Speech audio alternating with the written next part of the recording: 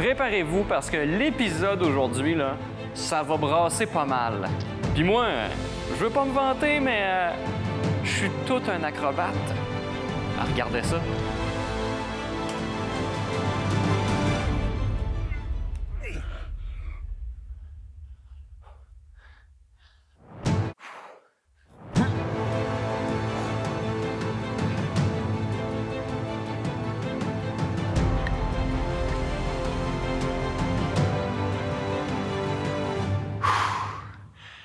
OK.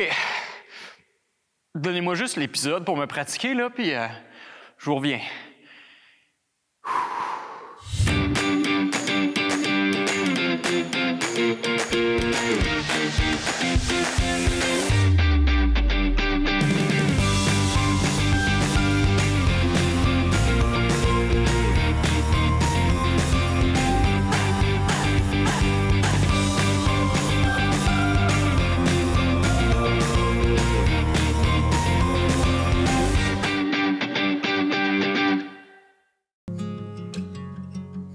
Hey.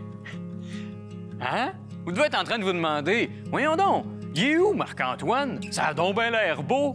Bien, il se trouve qu'en ce moment, je me trouve dans le magnifique Kamouraska et j'ai la chance de visiter le site du cirque de la Pointe-Sèche. Fait que venez-vous-en, on s'en va rencontrer Élim. Élim? Merci énormément de me recevoir ici, en plein cœur. On pourrait pas être plus au centre du cirque de la Pointe-Sèche qu'en ce moment, là. Non, non, c'est pas mal ici, là. On pourrait même faire un petit X, là, juste ouais, là, hein? là. Tiens, on serait là. Oui, je me demandais, depuis combien de temps le cirque fait partie de ta vie? Bon, depuis que je suis dans la vingtaine, là, que j'ai côtoyé l'univers du cirque, que j'ai fait le tour du monde un peu avec différents cirques. C'est ça, j'ai travaillé avec le Cirque du Soleil, Cirque Éloise. Qui sont quand même des pas pires pointures dans le monde du cirque, je pense, on peut dire ça. Bien, on peut dire ça. En fait, moi, mon objectif, c'était de voyager, visiter notre planète. Puis, il n'y a pas énormément de compagnies qui permettent de le faire. Puis de fil en aiguille, t'as décidé, finalement, t'as abouti ici, dans le Kamouraska avec ce cirque-là. Comment ça s'est passé? En fait, je suis parti du cirque, pas parce que j'aimais pas le cirque, mais parce que je voulais être en campagne. Je voulais avoir ma petite maison. Mais, on aime ça, vouloir s'installer, rendu à un certain âge.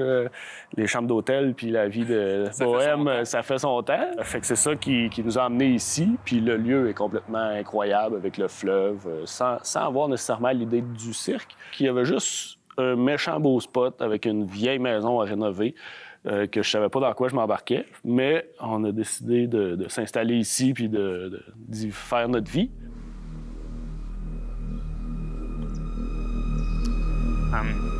J'ai un message extrêmement important pour les amateurs de cirque. Je vais vous avertir parce que je ne veux pas que vous fassiez le saut en arrivant, mais ici, au cirque de la Pointe-Sèche, faites pas le saut, mais il n'y a aucun chapiteau. Puis là, je veux pas partir un tollé, je le sais qu'il y a énormément de fans de chapiteaux, mais qu'est-ce que vous voulez? Ici, ils ont préféré remplacer ça par des super beaux paysages. Toutes les raisons sont bonnes pour repousser nos rêves dans la vie. On peut attendre d'avoir de l'argent, tu peux avoir que les enfants soient grands, que la maison soit finie. Fait qu'on s'est dit, avec ma conjointe Stéphanie, on a juste une vie à vivre. Les rêves sont faits pour être réalisés, sinon on passe à côté. Fait qu'elle a accepté d'embarquer dans ma folie puis de me suivre là-dedans. Fait qu'ensemble, on a créé le Cirque de la Pointe-Sèche en 2019. Puis le but aussi de faire ce projet-là, c'est un univers familial qu'on veut créer. Okay. On a 2 jeunes enfants. Puis moi, j'avais envie d'avoir un projet que les enfants, puis nos enfants, soient inclus, les amis aussi. Fait que dans l'univers du cirque, ça se prête bien, en fait, même si on travaille fort et des grosses journées tout le temps. Mais les enfants peuvent être parmi nous, puis ils font partie de notre quotidien, finalement.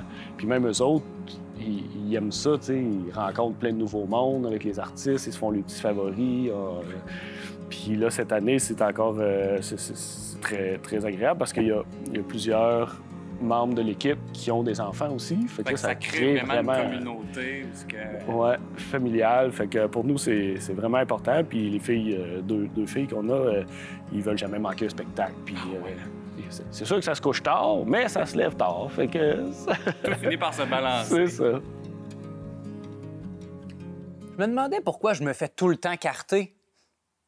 Peut-être parce que j'ai l'air d'un mineur. On regarde le lieu ici, tout est impressionnant. Le fait d'amener ça dans la nature aussi, ça a dû être tout un défi d'adapter ce qui existait déjà pour pouvoir mettre en scène le spectacle. Ça a dû être... ça n'a pas dû être une mince affaire, là. Non, mais c'est quelque chose que j'apprécie beaucoup faire, d'utiliser l'environnement naturel qui est là. On passe souvent à côté sans s'en rendre compte, puis on le regarde pas. Fait que là, c'était comme un clin d'œil qu'on voulait donner aux gens de dire, bien, regardez, c'est ça la nature, c'est ça le lieu qui existe. Si on le fait juste l'éclairer un peu, puis on y met une moto dedans, c'est merveilleux.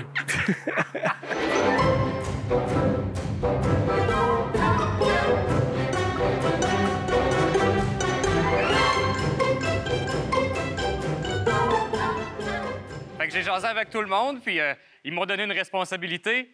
C'est moi qui va être le gars qui place le monocycle à la bonne place. Ah! La vie de cirque.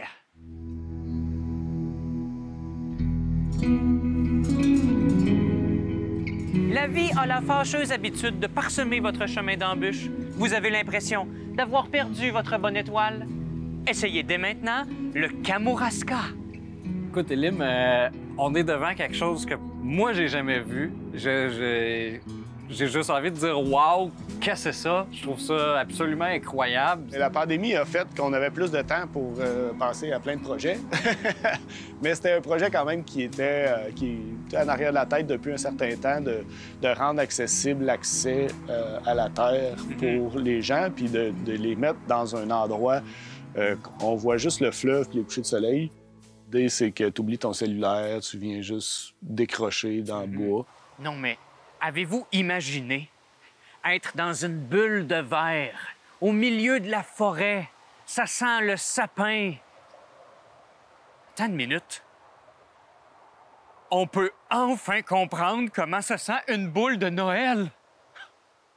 Fait qu'on est comme dans un mix entre le camping sauvage, puis il y a quand même un segment très confort là-dedans aussi. Il y a des produits locaux, il y a ton petit café, t'as comme le parfait mélange des deux, finalement, là. Oui, c'est ça. On veut permettre aux gens d'oublier la ville dans le bois, mais en étant confortable. Tout est mieux ici. Vous perdez vos clés? Au moins, vous êtes dans le Kamouraska. L'âme sœur met fin à votre relation par texto. Au moins, vous êtes dans le Kamouraska.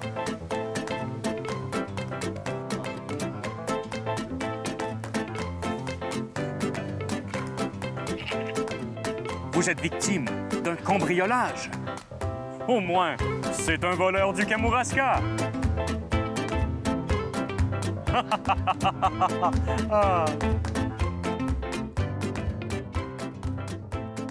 J'imagine qu'il y a eu une grosse équipe qui s'est mobilisée pour mettre tout ça en place. Oui, surtout la première année, là, c'était vraiment incroyable de voir la communauté, les amis, les connaissances mettre la main à la pâte. Il y a eu beaucoup de bénévolat. Sans le bénévolat, en fait, je pense que ça n'aurait pas été possible, ce projet-là.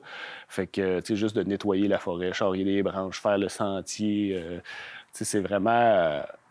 les gens se le sont appropriés un peu aussi. Fait que ça, je trouvais ça vraiment beau à voir. Puis c'est important parce que on vit dans une petite communauté ou en région, puis on se dit souvent qu'il n'y a rien à faire, les enfants trouvent ça plate, on s'en va en grande ville. Mais nous, on croit pas ça. On essaye de faire le contraire, de se dire, regardez que si on veut qu'il se passe de quoi chez nous, il faut faire quelque chose. Fait que là, ben, nous, on le fait. Puis c'est le fun de voir les gens de la place venir, tu sais, monsieur, madame, le fermier du coin, qui n'ont pas nécessairement la chance là, de laisser leur troupeau aller voir juste un show, une soirée à Montréal. Là. Fait que ça, c'est vraiment le fun de voir ces gens-là ici qui deviennent des connaissances, des amis par les années. Dire que tout ce qui se trouve ici est parti d'un rêve. Moi aussi, j'espère qu'il va me rester des rêves à réaliser à 40 ans.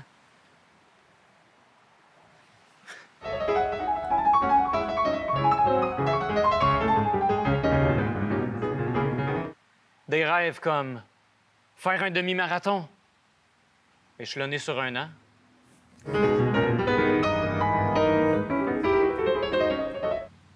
Ou encore animer la saison 12 de Terre d'idées.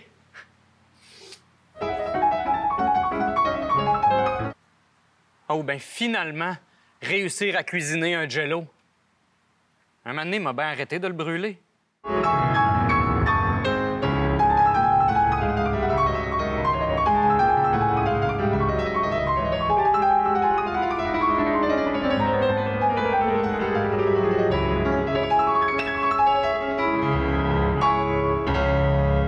Les artistes qui performent ici, qui sont pas nécessairement de la place, comment tu vas les chercher? C'est un mélange de toutes sortes de choses qui apportent les gens ici. Des contrats avec la répétition, la création, puis le spectacle. C'est presque 4 mois que les artistes sont ici. Pour certains, ça fait du bien de se poser quelque part, puis d'avoir un été, finalement. Parce que la plupart d'entre eux, tu sais, sont habitués une ville 3 jours, une ville 2 jours, puis tu continues, puis tu es toujours dans une chambre d'hôtel, puis tout ça. Fait que je pense que ça rejoint aussi certains artistes ou techniciens qui ont le côté familial, mettons, qui ont des enfants, puis ils veulent pas partir 2 mois sans voir leurs enfants. Fait que là, ils viennent en couple. On essaye de promouvoir ça, si on veut. Là. Quand c'est possible, on essaye d'accommoder les couples, puis donc les enfants aussi. Fait que je pense que ça fait comme un lieu où c'est agréable de vivre. Ben, tu sais, juste être dans le Kamouraska, c'est un lieu ça part bien, mettons, de vacances en partant. Ouais. C'est comme s'il y avait un village dans le village, finalement. On dirait les artistes qui évoluent dans ce milieu-là. Ouais, puis c'est quand même assez agréable aussi pour la communauté. En tout cas, moi, je le perçois comme un élément positif. On loue, dans le fond, des maisons dans le village pour loger les artistes. Puis ils sont 3, 4, 5 par maison. Puis ils vivent dans le village. Fait que, ils passent quand même 4 mois dans ce village-là, justement avec des enfants. Fait que les gens, ils ont le temps de se connaître un peu, les voisins. Ça crée un dynamisme. Ces gens-là ils aiment ça, inviter les gens aussi. Fait que les amis viennent. Fait que je pense que ça crée une belle dynamique entre les gens locaux puis les gens qui viennent pour une période de temps déterminée. Ben oui, absolument. Puis tant qu'en parler de ce village-là, ben ça te dérange pas, j'aimerais bien aller le voir. Il paraît que ça pratique dans l'église au village, c'est ça? Ben ça a l'air que c'est toi qui vas pratiquer le plus fort, je pense. Épolaille. OK, Non, je suis prêt. Gars, je me suis imprégné, là. Je me sens prêt. Inquiète-toi pas, ça va bien aller. Bon, là, on va mettre les pendules à l'heure une fois pour toutes, là. Je connais ça maintenant, le monde du cirque. C'est une mascarade. Il n'y a rien qui est vrai ici. Ça, c'est pas une vraie lampe. C'est sûr que là, c'est le jour puis il n'y a pas d'huile dedans, mais quand même! Ça, là, ce n'est pas une vraie roche. J'ai de la misère à lever un caillou. Avez-vous pensé une roche? C'est parce que c'est pas vrai. Je vous gage que même cette roche-là, c'est faux. On va vous le prouver.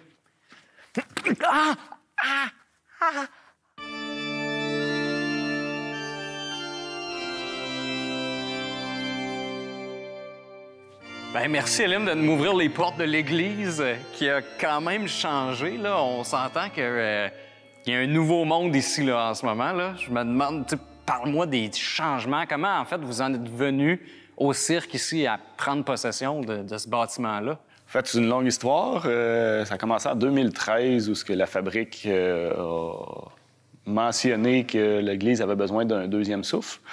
On a formé un OBNL qui a cherché plein de solutions. Il y avait un gros projet d'escalade qui se tramait.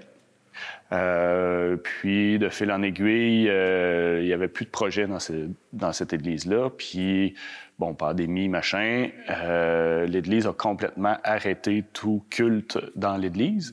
Donc là, la fabrique est revenue nous voir en disant...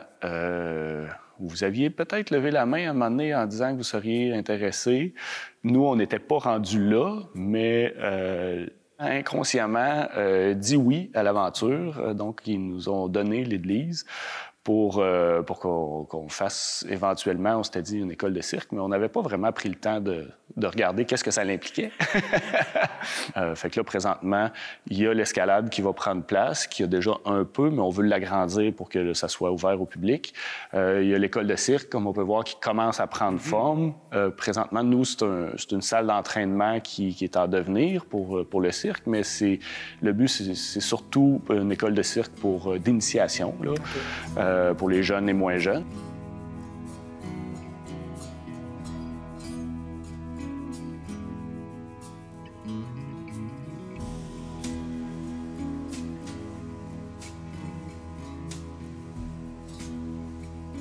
je suis pas très grand, fait que j'aime ça avoir la vue de haut quand je peux l'avoir. Fait que si ça te dérange pas qu'on monte en haut, j'aimerais bien ça. Ben oui, on peut aller voir ça, ce jubé-là. Wow! Ça te donne-tu des idées de grandeur, tu sais, de t'imaginer, tu sais, directeur de ton école, tes élèves un peu partout? Non, j'ai pas tellement cette ambition-là.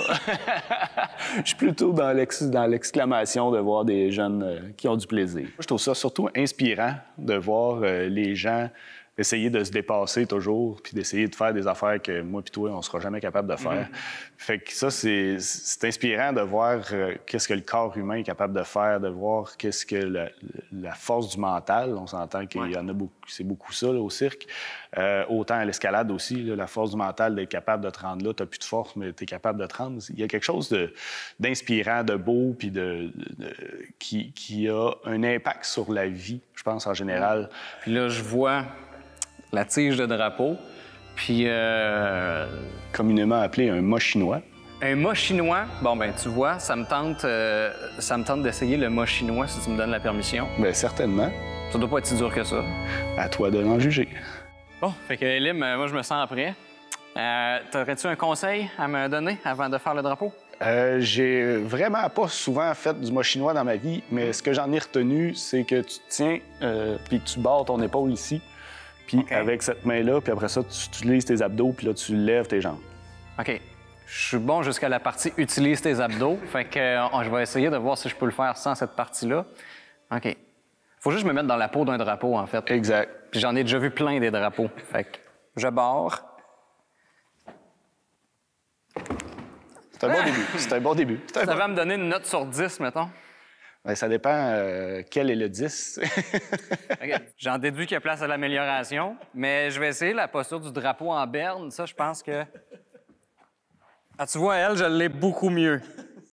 Sinon, moi qui m'en va voir le spectacle ce soir, là, à quoi je peux m'attendre? Comment tu me préparerais à regarder ce spectacle-là? Bien, le spectacle Charcoal, c'est un spectacle, dans le fond, c'est des travailleurs de la mine qui sont là, dans cette mine-là, depuis toujours, finalement. Ils connaissent pas c'est quoi l'extérieur de la mine. Fait qu'eux autres, ils font leur vie là-dedans, ils s'amusent, ils mangent, ils se reposent, ils font leurs activités. Puis là-dedans, il y en a un qui se dit, il doit bien exister quelque chose, il a entendu parler, on sait pas où, c'est quoi là, qu'il pourrait avoir au-dessus d'eux autres. La quête de ce personnage-là à vouloir quitter la mine, à voir le soleil, finalement. Fait que dans ça, bien, il y a plein d'acrobaties qui viennent appuyer, finalement, sa quête vers la sortie. Là. En tout cas, on pourra pas dire qu'on a manqué d'émotion, mais c'est le temps de partir vers un prochain épisode!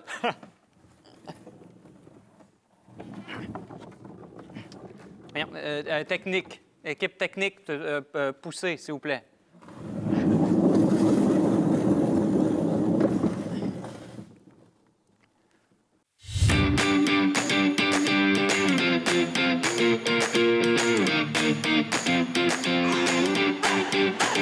OK. Ça va bien aller, Marc. Inquiète-toi pas. T'es un acrobate.